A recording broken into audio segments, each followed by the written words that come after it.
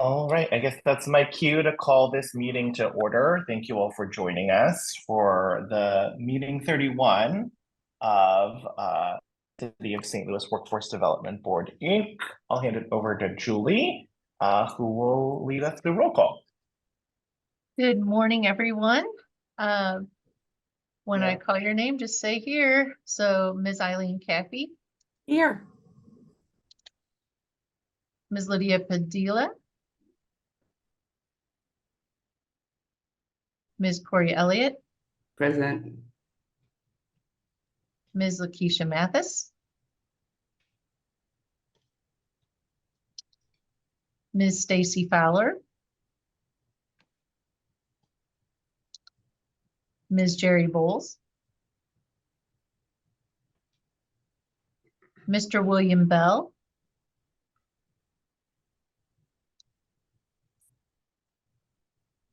Mr. Sal Valadez.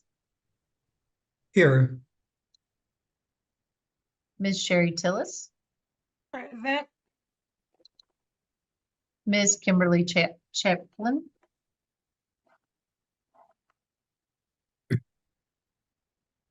Ms. Mary Lamey. Here. Dr. Tambra Cross. Tambra, she's here. She's here. Okay. Tambra. Mr. Kevin Jerami. Here. Mr. Justin Bennett. Present. Mr. Michael Newton. Present. Ms. Charlotte Hammond. Here. Ms. Kendra Holmes. Ms. Regina Greer. Ms. Danita Neal. Ms. Michelle Graham. Here. Mr. Roger Spearman. Here. Mr. Justin Raimundo. Here. Ms. Luce Haberberger. Ms. Susan Egan. Present. Thank you very much. And Tamara Cross is here as well. I missed the roll call. Is that Tamra? Cross. Yes. Good morning. Thank you. Thank you. Thank And- you. And Julie Ficus is here. Julie, you forgot yourself. Oh, yep.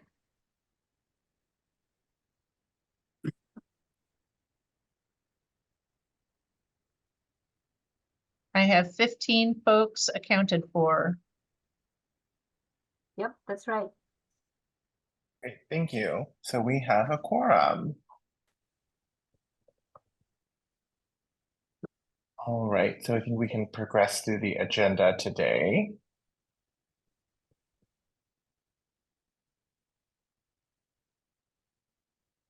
All right, we will start off. Thanks everyone for your roll call. Thank you, Julie, for leading us through that. We'll start off with a Slate Leadership Spotlight. So Freddie, do you want to introduce Pete?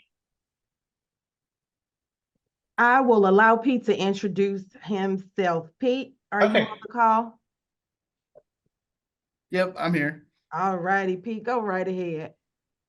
Just want to say good morning to everybody. Hope you had a good weekend. My name is Pete Eicholtz. I am the new program manager for compliance here at Slate. A little bit about myself is I love the city of St. Louis, and I view this as an opportunity for me to do my part to help people get the resources, the training, the education that they need to help our city be a better place. I always tell people that I help people. So I might not be on the front lines, but I'm making sure that these programs are running properly so that we can help as many people as we can.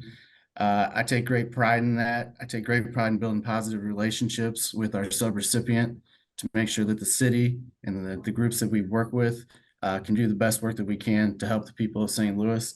And that's why I'm excited about this opportunity and I love my job. Thanks, Pete. You rock and we appreciate you. Pete was recently a compliance officer And because of his great work, he was promoted to the position of program manager too. So we really appreciate Pete here. Thanks, Pete. Thank you. Congratulations, Pete. Oh, Welcome. yes, you. absolutely. So we're grateful for the impact you're making, and obviously glad that it's being acknowledged here at Slate. So we'll move to board member spotlight. So Kevin, am I saying that right, or is it Good Kiva? morning. No, Kevin is good. That's good. All right, Kevin, do you want to take it away? Sure. Just a little bit about my education background and why I'm here. That's the key thing, right? I've been living in San Luis area for God, now you're gonna tell my age, right? Over 40 some years. I'm even though my family and all that, they live in West Coast. I've got a mechanical engineering from S&T and an MBA from San Luis. I've been working in manufacturing industry for years before I joined Rankin Technical College. I worked as a product development senior director of product management, and I was also an adjunct instructor for few colleges in the area. So one of the colleges that I worked for was the Rankin Technical College, right? So I was teaching finance, marketing, operation management, and all that. So, and they talked to me about the opportunity, and since 2007, I've been with Rankin Technical College as a Dean of Continuing Education and Workforce. So, what I'm coming from both background of the industry plus education. So I'm trying to, and what I've been doing for last 17 years. Wow, that's a long time, right? So so that worked out real good for myself and Rankin as a whole. So love to join the board meeting, and I hope I can be a lot of asset to city of San Luis, because I love city of San Luis. And if you guys need anything that I can do to help, I'm sure I'm gonna help you out. And that's a little bit about my background. Thank you so much. One, I appreciate the continued partnership and commitment that Rankin Technical College has to our community, particularly the city of St. Louis.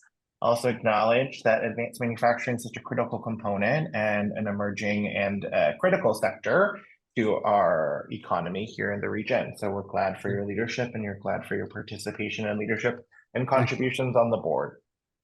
Thank you. All right, so our next portion is a board presentation, a training and technical assistance. But Freddie, did you want to provide some context first, or should I hand it over to Rebecca? So I can provide a little context. So basically in the past, I know previously we've come to you guys a couple times. We were red in the youth credential area some time back, and now we are green in that area. We are doing very well in that area. However, we must be provided with technical assistance training because we were red in that area for quite some time. And so here today from the Office of Workforce Development, she is a rock star for us. She is always a wealth of knowledge. Whatever we need, we can go to Rebecca Fletcher to assist us. So Rebecca is the new Senior Manager of Program Performance for the Office of Workforce Development. I am going to turn it over to her for our technical assistance training this morning. Welcome, Becky. Thank you so much, Freddie. Am I okay to share my screen? Yes. It says I cannot, oh, somebody has to stop sharing, please.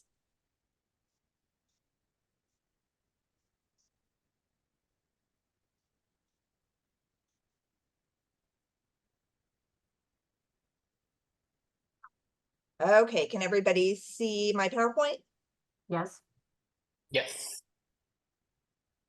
Alrighty, so as Freddie said, our policy from the federal government states that any performance that is failed 2 years in a row, we are required to provide some sort of technical assistance to that board. she was also correct in that you all have made great strides to improve that and now are succeeding in this performance measure. Also keep in mind that just because performance has failed, even 2 years in a row, doesn't mean it was anything that the board or the staff did wrong. Sometimes things are out of our hand. So what is WIOA performance? WIOA, Workforce Innovation Opportunity Act, mandates that we're on the hook for 6 performance measures through our core programs. So it's not just the youth services, but we report as a state also, and AEL and Voc Rehab are our partners in that. So even though all of our regions may pass a performance measure, if AEL or Voc Rehab does not, they could bring that number down for us as a state. So the 6 primary measures are employment rate, 2nd quarter, employment rate, 4th quarter, median earnings, credential attainment, measurable skills gain, and the 6th one has been effectiveness in serving employers. DOL just recently released an update, and that will be changing to retention, employment retention. So those people that we serve that retain their jobs throughout 2nd and 4th quarter. So today we're talking specifically about credential attainment because credential attainment for youth is what was failed by Slate 2 years in a row. So their definition is that it's the percentage of participants enrolled in an education or training program who attain that credential, that secondary diploma, a recognized equivalent, either during participation while we're serving that youth or up to 1 year after exit. So DOL also defines what post-secondary credentials count.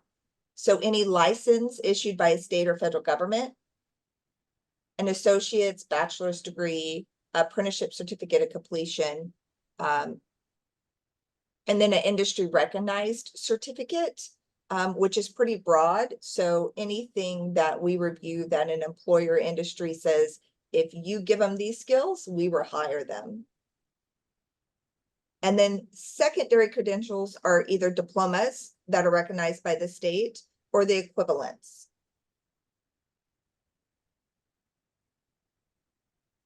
For secondary school diplomas, though, they're only included for the youth if within 1 year after exit, that youth also gets employed or enrolls in secondary education. So we can have in-school youth get their high school diploma, but it's only going to count for us if they get employment afterwards or go on into college or some other type of training. So when the staff in a job center are working with youth, anytime they enroll someone who is an in-school youth, we're automatically on the hook for that credential. They're in school, the expectation is they graduate with a diploma. Out-of-school youth are not all included. They're only included if they enter into classroom occupational skills training, if they enter into high school or an adult education learning, AEL, GED type services, or if they're participating in youth build or job corps. So we can enroll out of school youth and help them find employment and never be on hook for that credential so they don't go into that calculation. But if they go into any sort of these training, they're included in our calculations. So this is where it gets a little tricky, and I'm not going to go into it too much, but it talks about how performance is calculated. So basically, all those participants that I talked about that are on the hook for credential, whether they're in school or they're out of school and they enter some sort of training, all those participants who exit that program are included in our denominator. So we want all of those people by the time they exit or within 1 year after to receive that credential. And the numerator, those that go towards our performance, are just those that do that. So we may have 100 in our denominator, but only 50 of them actually get that diploma. So we're only at 50%, right? So for Slate, the past 2 years for credential youth, in PY21, 16.67% was the rate when we needed to be at 54%. In PY 22, 27.27 was the rate when we needed to be at 56%. And then over here, it talks about the numerator and denominator. So right here in PY 21, I think that was a big year, changeover, probably still people from COVID by the time they exited, where services were hard to provide. We only had 6 youth exit that would count. So that's almost impossible to meet performance when you only have 6 youth that are exiting. The higher the denominator it is, the easier it is to get that percentage because you don't have to have almost all your people exit. Same as in PY 22. That was a hard one to get regardless of what staff did.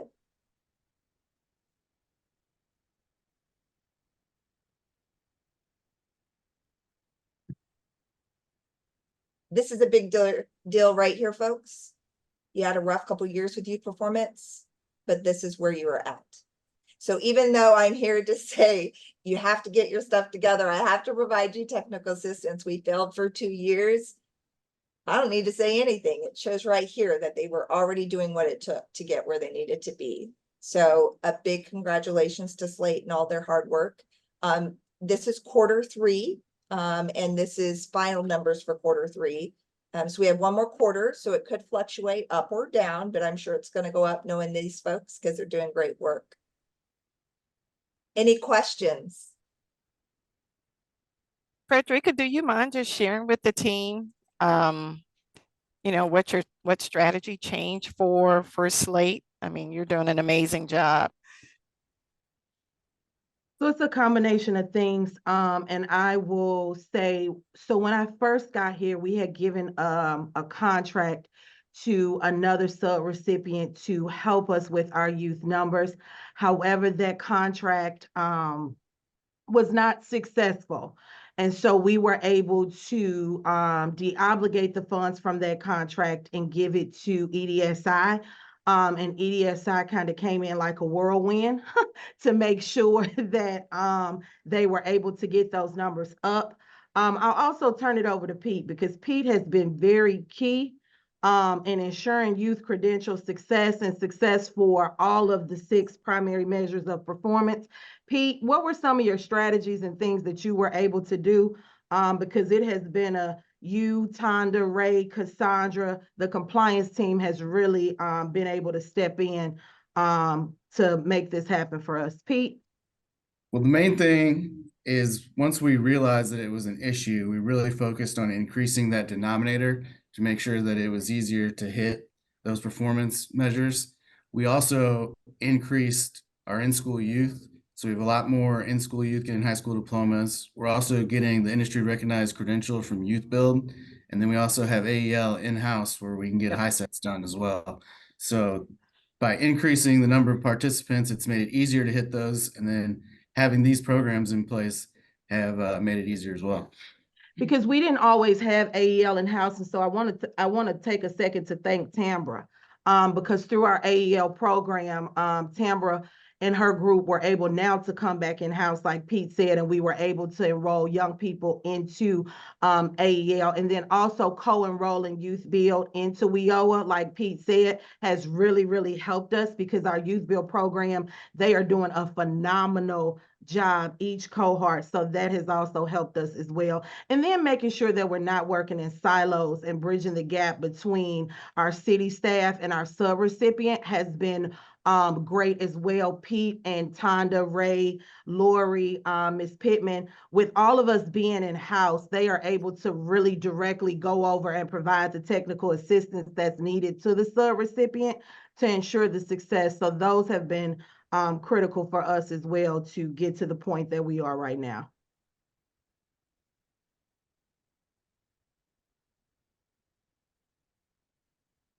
Any more questions for Rebecca? Or for me? Well, thank you, Becky. We appreciate you as always.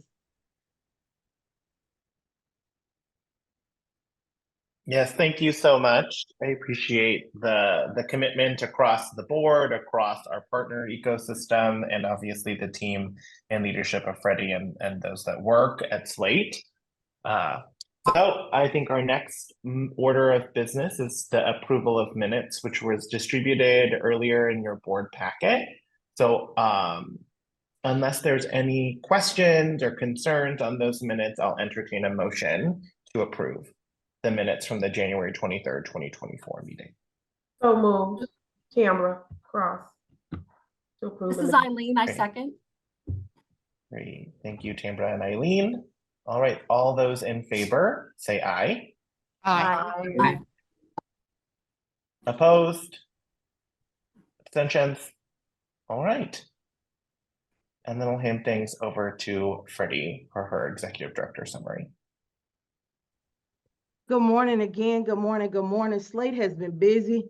The city of St. Louis, along with our sub-recipient EDSI, we have been really, really busy. I think last week was the first week that we have all been in the office consistently because so much has been going on. A couple weeks ago, we went to the MOD conference, Missouri Association of Workforce Development. It was great. Our very own Jerry Bowles was honored at that conference for being an outstanding workforce development professional. But this was our opportunity to come together with other local workforce development boards, other organizations and entities, and learn as much as we can to be able to bring back to the city of St. Louis. So we are really proud about that. We were really excited about that. It took place in Branson the end of April.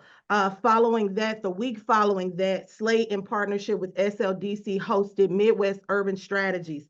Midwest Urban Strategies is a combination of urban local workforce development boards who come together to attend these learning labs and get as much information and share best practices with each other to be able to go back and positively affect change in our cities. And it was amazing. We had a great time. Stacy and myself co-chaired the event.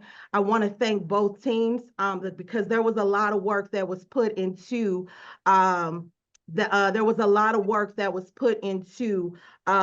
putting that week-long convening together. But when I say people from all of the cities came over and they were so impressed at what St. Louis is doing, they got the opportunity to tour the Killark building. It's no longer going to be called Killark, it's going to be called the Monarch.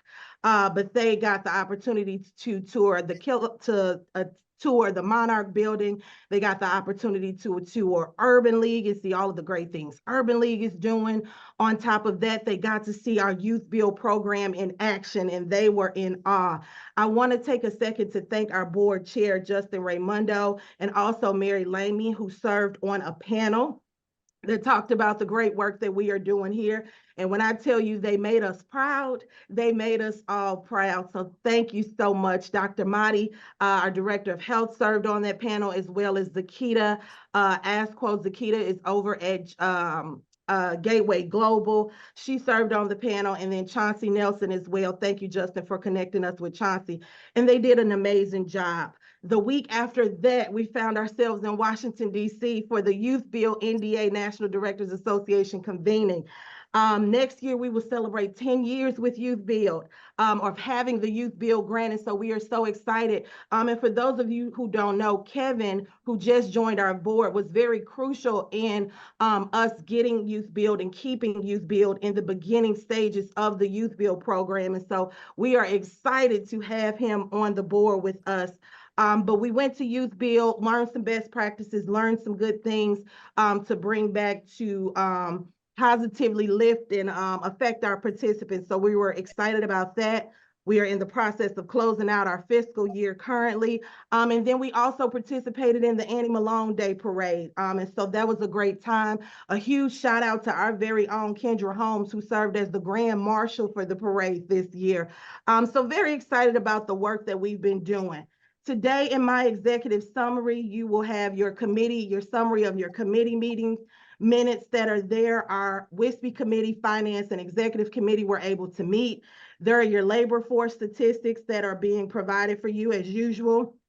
Our quarterly performance review for quarters 2 and 3 are there. It's been a while since we met, so quarter 3 performance did come out.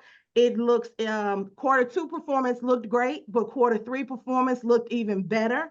So that is there as well. As you can see, I think we're green in all areas except one.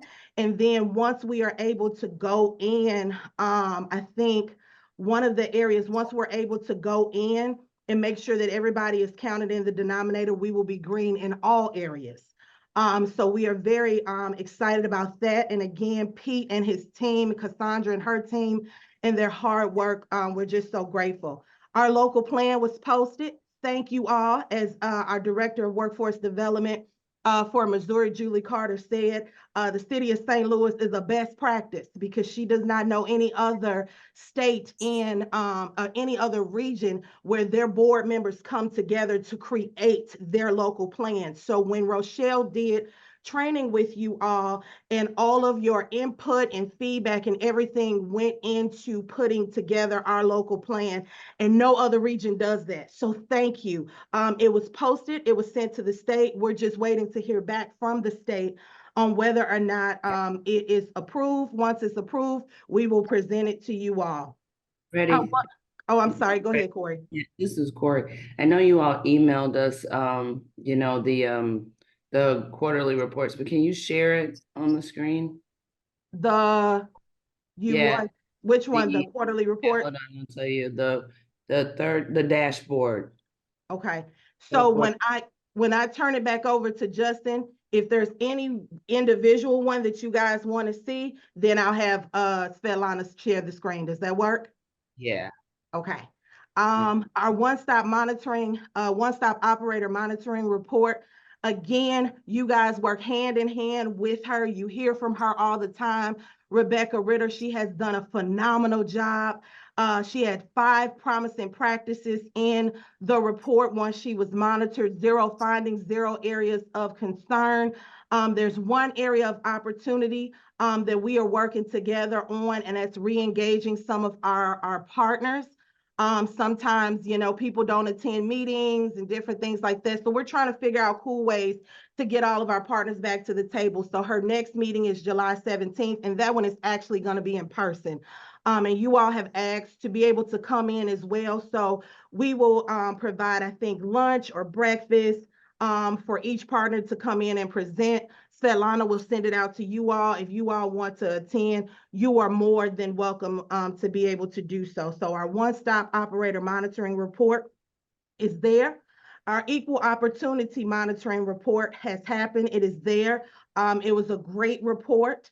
It is also attached to your documents. Our subrecipient risk assessment report, as you all know, EDSI is our Title I, we owe a Title I career services provider.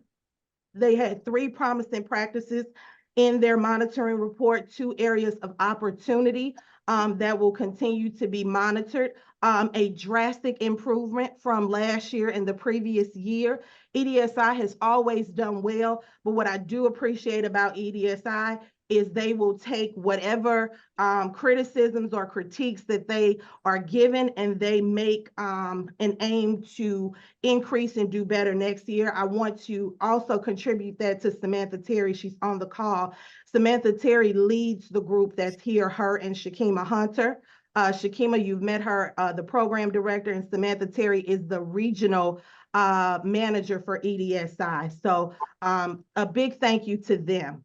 Our Slate Fiscal Monitoring Draft Report was provided to us. Charlotte and her committee went through, fine-tooth comb this report. This is a draft report. As I stated in the finance meeting, we had 3 findings in this report under the areas of internal controls.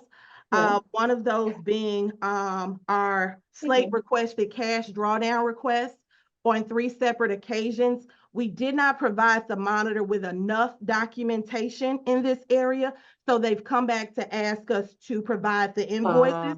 That first finding there, we didn't provide enough documentation. And so now that they have asked for our invoices, it is not a problem. We have provided that documentation to them. Our second finding was the city's E-Verify process. E-Verify is done by the City of St. Louis Department of Personnel. And so the policy had not been updated since 2009. As you all may or may not know, the Department of Personnel is under new leadership.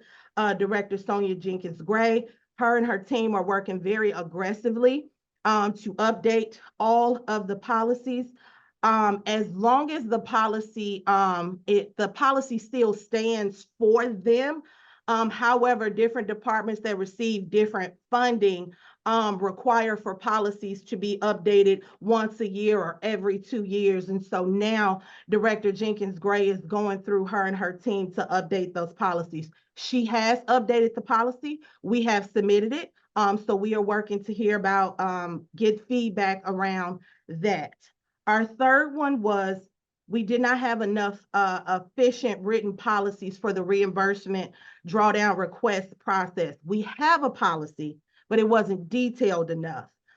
So we have worked with Booth, and we worked with our fiscal team to be able to tighten up some of the language in that policy to make sure that we are in compliance. And then that final area of non-compliance was we don't perform any end of the month reconciliations. We do them quarterly. So they're looking for a tool from us to be able to be created to show that we do this on a monthly basis. And so we are working on that tool.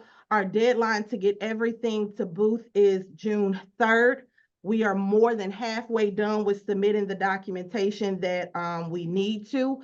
And so we're going to take this week to finish up submitting those final things. As you all know, for the past 2 years, we have not had any findings. So this kind of took us aback for a moment. And then each year, as Charlotte explained to the Finance Committee, and we've explained, the monitors look for different things. And although we had the same group monitor us last year, they looked for different things this year. And so we got the findings. There are draft findings. Once we submit everything that needs to be submitted, then we will go ahead and receive a final report saying what findings have been resolved and what have not at this point. So that's where we are as far as the fiscal monitoring. Freddie, Go I'm ahead, sorry, Corey, I'm sorry. Were they able to provide you any samples of tracking or policies that they were requesting? So they didn't give us anything specifically. And Cassandra, if you're here, correct me if I'm wrong. They just noted our policies and where we needed to be more detailed in our policies. Okay. Thank you.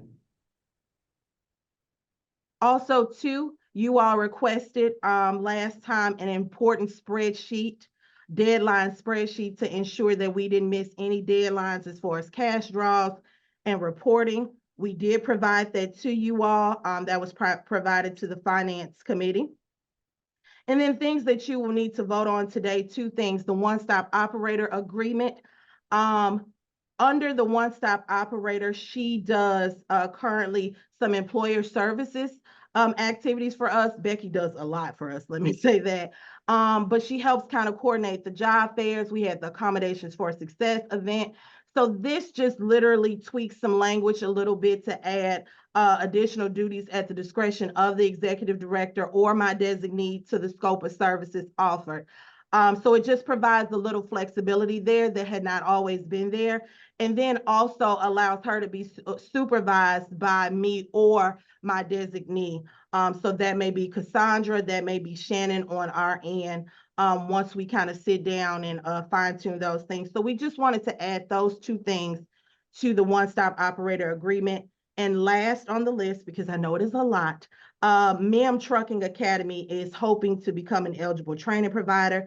They have presented everything that they need to Tondalea Evans, our eligible training provider person at Slate. And so they are hoping to become an eligible training provider. Their program is about 15 weeks long. It's $5,000.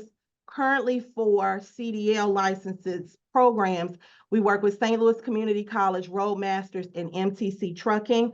MEM would just be an additional program that we would add to our list. It's always good to have a variety of training providers so our clients can have options. Longer programs work for some people, shorter programs work for some people. So it just depends. But they have presented everything that they need to become an eligible training provider. So we are coming to you today for a vote on that. Other than that, if you all don't have any questions, that completes my executive summary. I know that was a lot, but it's been a lot since the last time we saw you guys. Thank you so much, Freddie. Yes, that was a lot. It sounds like a lot of progress, but also a lot of items that have required attention across the board. So thanks for the thorough work of your team. I know that Corey had some questions. Corey, do you still want to see some specifics on the third quarter report? I mean, I looked at it. It was Exhibit 6 that I was talking about, but I mean, I looked at it. I just wondered if the board wanted to see it, but it's fine. Thanks. Yeah, so thank you, Corey. So it's calling your attention Exhibit 6 in the packet that was distributed.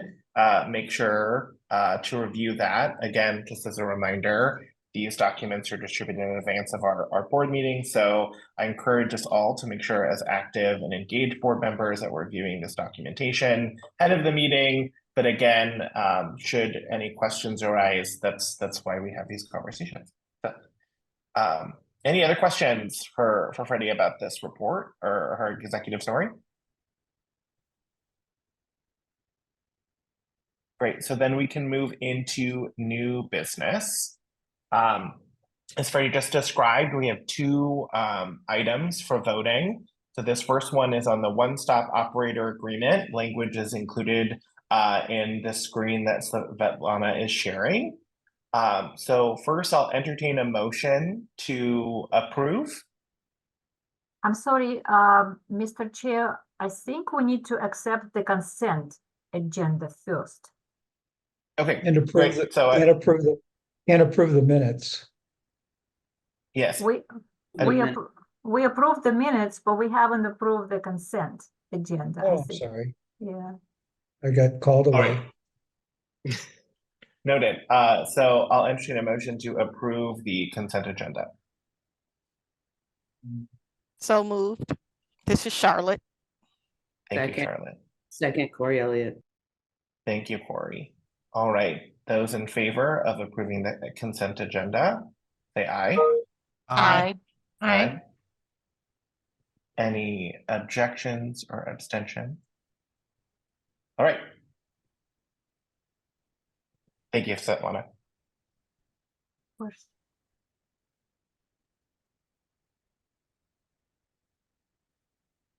All right.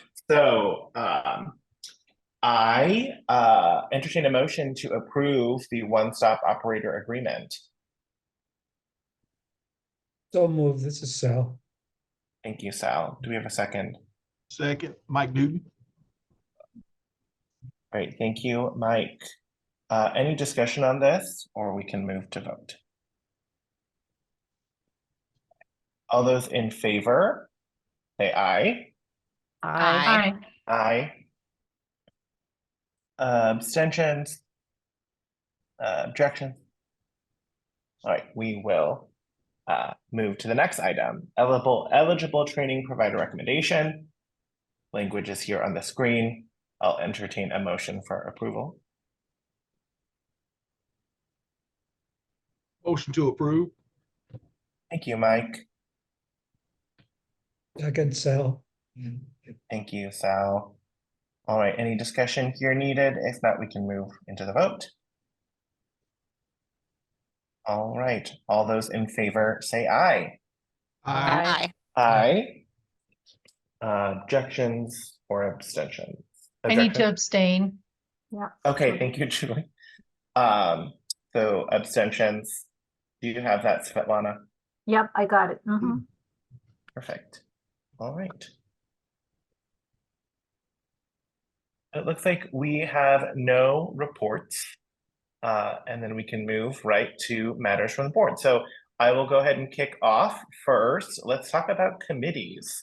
I want to thank particularly the leadership of Sal Valdez, as well as other colleagues that have really thought through, as we've talked about in a couple different forums, the formation of a diversity, equity, inclusion, and accessibility committee under our board. So right now we have the finance committee and the WISP committee. So and the executive committee, obviously. And so we are looking to form another committee very much focused on diversity, equity, inclusion, and accessibility.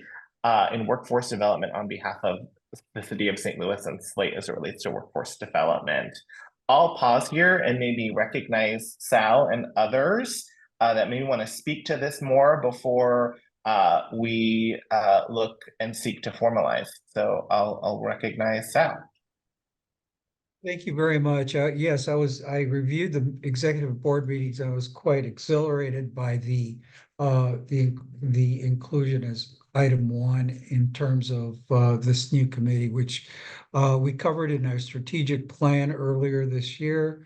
And I'm very happy for Justin and the leadership, including Freddie and everybody who are willing to have a committee to look into the issues related to diversity and inclusion. And for the leadership of Dr. Julie Fickus specifically, and Dr. Tambor Cross, who actually Dr. Tambor Cross brought this up earlier. So I'm going to mute myself. As you know, I like to talk, so I'm going to mute myself and pass it over to Dr. Fickus. Thank you, everyone. There's just a lot of conversation going on right now in our community, and we need to make sure that we are including all the voices. I think there's a lot of opportunities for us to make sure that we're engaging everyone in our community. And so I'm really excited about this committee and really think that this is going to be beneficial to kind of tie a lot of pieces together, because I think Slate has that ability to pull a lot of pieces together, and just having this committee that's kind of helping think through some of this will be helpful. Dr. Cross? Well, I would just like to say that I am happy and excited to see this coming together and being able to move forward with putting the committee together and really solidifying what we can do as a committee and bringing that to the board. So I'm excited to move forward with this. So thank you. Great, thank you, everyone.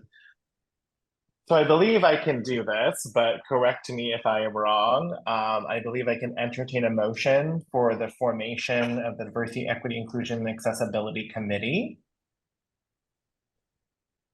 So moved. This is Sal. Second. All right.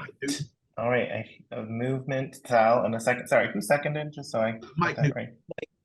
Okay, Mike thank you. All right, any discussion or guidance that's needed before we move into a vote? All right, all those. Right. Oh, go ahead. Justin, the only recommendation I have as we move forward is that we invite everybody who is interested to join the committee. So and then go from there. Noted. So I think process-wise, if everyone feels comfortable, we'll form the committee. And then I actually have another comment just about committee engagement and participation. So we can talk about that in the next item of this report. But yes, we will form the committee and then solicit people to be members. Other thoughts or questions? If not, we'll move into a vote. All those in favor say aye. Aye. Aye. Aye. Yes. Anyone opposed? Anyone abstaining? All right. Congratulations, all. We have a new committee. So with that, the next portion, as I previewed out of this report, is wanting to just reinforce the reminder for folks to participate as committee members as your time allows, and this is another great way to contribute. Yep, Sal, something specific? Oh, no, I was just waiting for you to get done. Why don't you come back to me when you're done, Justin? I didn't mean to interrupt. No, you're fine. Will do. So 2 areas. So obviously, I encourage participation for everyone as your time allows to join the Diversity, Equity, Inclusion, and Accessibility Committee we just created. But also equally and urgently needed are more people on the Finance Committee. So this is chaired by Charlotte Hammond, previously chaired by Corey Elliott. So you can ask them how the committee, if you need further guidance. But again, I really encourage active participation from across the board as your time allows. But particularly, we need folks in these new committees, or this one new committee created, and then the finance committee particularly. So please reach out to Svetlana, Freddie, or Charlotte about the finance committee. And right now, let's say Svetlana and Freddie for the Diversity, Equity, Inclusion, and Accessibility Committee. So that's on committees. Sal, was your comment related to committees? I can go back to you if it is. I have a couple more things. No, it's not. You can come back to me when you're done, Justin. Okay. Thank you. Great. All right. And then I'm just going to ask Freddie and the Slate team to keep me honest. So the next thing I want to acknowledge is the 50-year anniversary of Slate, which is this year. So we're going to have an end of the year gala. More information will be provided. But what an impressive history that we've seen, but particularly in this recent history, for those of you that have had experience with Slate over the years, just the tremendous impact, improvement, rigor that particularly this current team at Slate has really brought to workforce development in the city of St. Louis. So it is a great time for us to celebrate the 50-year anniversary through this gala. And more information will be provided on that. Also, there'll be an RFP to kind of mark the occasion for a rebranding of Slate. So marketing materials, communication, brand, and so that RFP will be forthcoming as well. Anything else on that, Freddie, that I should note? So we celebrate 50 next year, 2025. And so what Justin will be doing is Justin will appoint members of a subcommittee, so to speak, to help us with the planning. So our overall plan is to do a few things, a few key things throughout the year.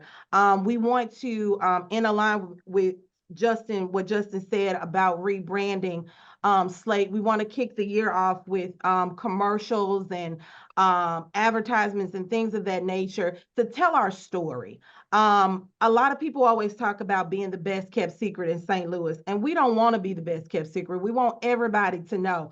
One of the things that we always hear, no matter where we go, is Slate was my first job. And we have a lot of families where grandma, her first job was Slate.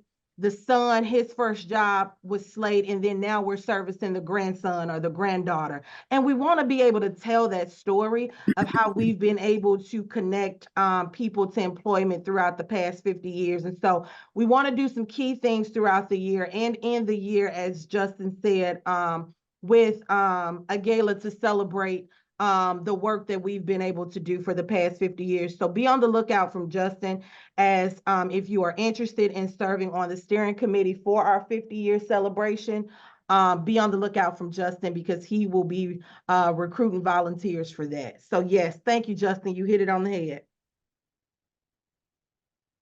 Thanks. All right, so we have our opportunity here to really be part of the celebration of such impressive and important years of impact of Slate. So yes, and then most, I think, important, telling the very real stories of how this group has changed people's lives and set careers and really helped to drive the economy here in our region. So I also just want to note, as Freddie shared earlier, that this is the 10-year anniversary of the Youth Build program. So just on behalf of the board, congratulations to the great impact.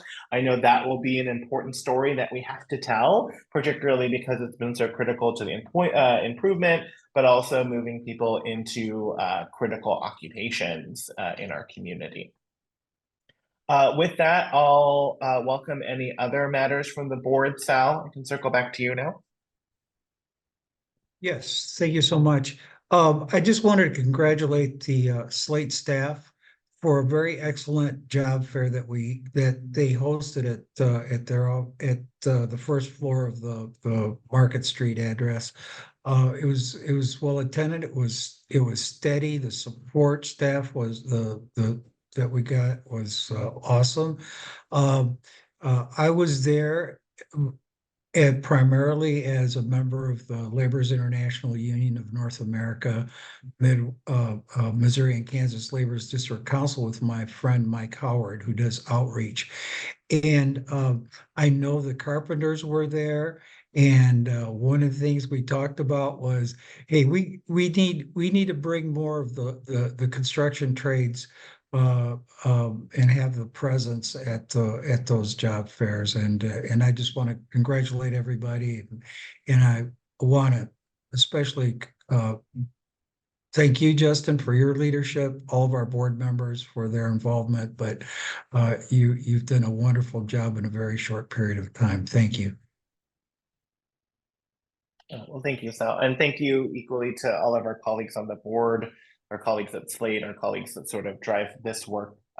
It is an honor to work with all of you, and I'm excited for this next year where we're going to continue to celebrate the work of all of you. All right, so I will hand it back to Freddie for matters from the executive director. I don't have any. I've said more than enough.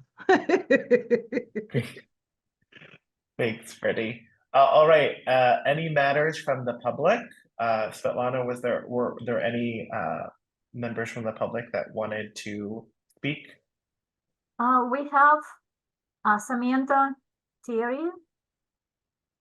I know she's from EDSI, a manager. Let me see if she would like to make a comment. Samantha, hello, you can speak now if you want to make a comment.